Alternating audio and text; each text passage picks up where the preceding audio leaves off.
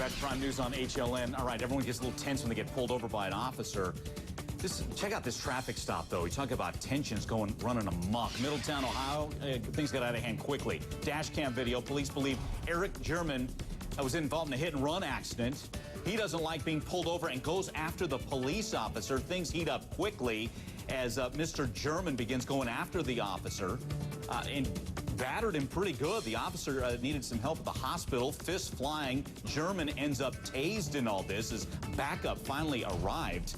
You know, we just don't appreciate police officers enough as we take a look at this video once again. We have our expert panel standing by. Attorney, radio talk show host Mark Levine's with us. Also with us, criminal defense attorney Holly Hughes and Rene, Syler, author of Good Enough Mother. Great book, also former anchor CBS News. Holly, let's just say that. I mean, police officers, it's a dangerous job. Case in point here, you're thinking routine traffic stop. Next thing you know, you're in a brawl. Absolutely. It's just horrible what our police officers go through, and we don't appreciate it. You know, like you're saying, when a normal person gets pulled over, you know, they're nervous, they're not happy about it. But this guy just takes it to a whole new level. I mean, all the officer did was conduct a traffic stop on him, and he's now looking at, this perp is now looking at aggravated assault, depending on if there's facial fractures. I read that the officer is going to have some facial reconstructive surgery, which means we're talking about aggravated battery. If he has done some permanent scarring or damage, if he's lost any feeling in his face, so he's looking at some pretty serious felonies over what should have been a simple traffic stop. And Mark, what is it? I mean, people don't even... I don't understand about this. Go ahead, Rene. I'm sorry, Mike, I didn't understand. Why was he even out of the car? Because typically when you get pulled over, don't you stay in the car and you produce your documents? And here he was already out of the car. I was curious about that. And then the other thing is, you know, he's already all keyed up and everything. So instead of, as Holly says, he's facing maybe a $25, maybe $100 citation. Now he's like possibly facing serious jail time. I don't get that. Yeah, and you can see that they're kind of mixing it up. But as the officer's talking to him through the window, again, just brutal, as Holly mentioned. The officer may have to face some reconstructive surgery. Here's this next topic. Yeah, I don't think this is... I don't think this is an ordinary driver. I think he's high on something. I think he's clearly hyped up. This is not an ordinary reaction, and obviously this is someone who needs to be locked up for a while. Okay, let's hit another topic, a little lighter fare here. A homeless guy in Northern California breaks into a bar that's been closed for a year and sets up shop with a six-pack of beer. And get this, about 30 customers belly up to the bar over a weekend, 4-day stint before the guy's finally caught. This has got to be one of the strangest cases I've worked. It is a wild story. Yeah. Right under everybody's nose. I got to hand it to him on the creativity, you know, but he gets an F on, you know, staying above the law. Yeah, he ends up being charged with a misdemeanor, reduced charge, illegal alcohol sales.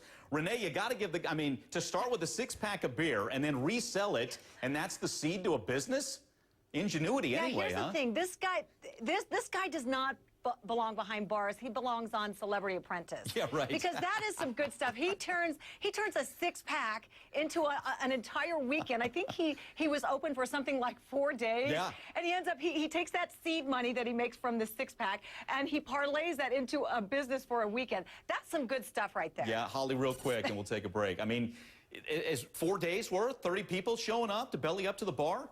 Yeah, I think it's great. I mean, you know, capitalism is alive and well. I mean, this is a homeless person. He decides he needs to be employed. He goes out and employs himself. You know, kudos to him. All right, more coming up, including a stolen Elvis statue. We'll have that. Also this, a dramatic moment caught on tape as a helicopter spins out of control in Nevada.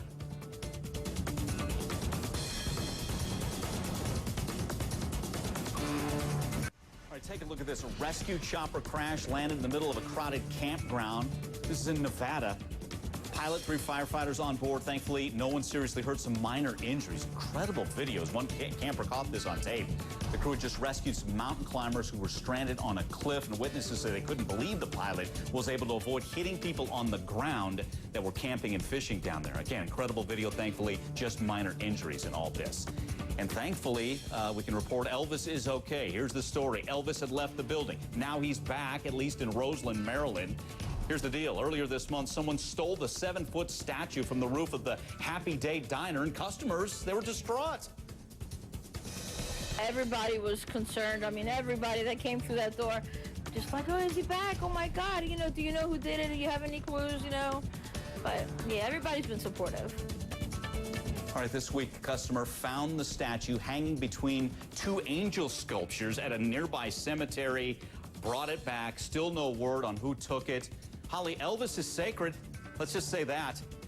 Well, he is to some people, and apparently he's as sacred up north in Maryland as he is down south. I mean, you know, if this had happened in the deep south, I can't imagine the police force that would have been called out to find out who, in fact, made Elvis leave the building. Real quick, everybody, Holly, favorite Elvis song? Hound dog. Hound dog. Hound dog. Another hound dog, Mark? Favorite I'm Elvis thinking song? I'm all shook up. All shook up? After the statue's gone. You know, I'm going treat me nice. I think that's what I need to tell my guests. Let's just say that. All right, how about this? Yeah, good job on that, Mike. Thanks. Yeah, you know, we'll keep it light here. With this one, schools, they're cutting budgets across the country, right? So what's a place to cut? How about no toilet paper for you at Texas A&M? And folks are raising a stink. Yes, pun intended. They say they're gonna save 82 grand. Is this a place to cut, Rene? TP? Well, I mean, I think if you live alone, that might be a good place to cut. But if you're in a crowded dorm and in the summer, I would say no. I don't think that's the place to cut. Mark, it's 82 grand as we get the flush sound effect. You with the school or not on this one? Blame the Republicans in Congress for not giving enough aid to the states in the surplus package, and now students can't spare a square. Come on.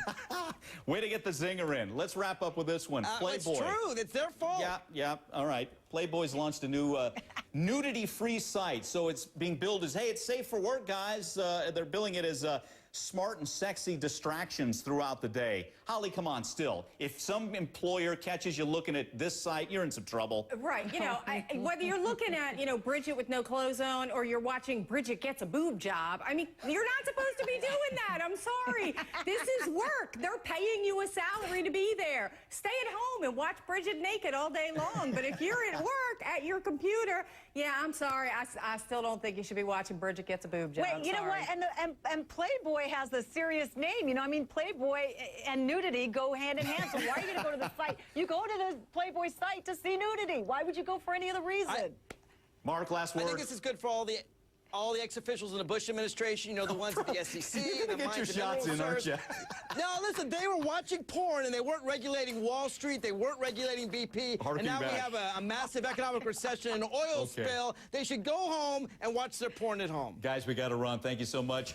We appreciate you spending some time with us. I'm Mike Alano. Prime News coming your way every day at 6 Eastern. We'll see you.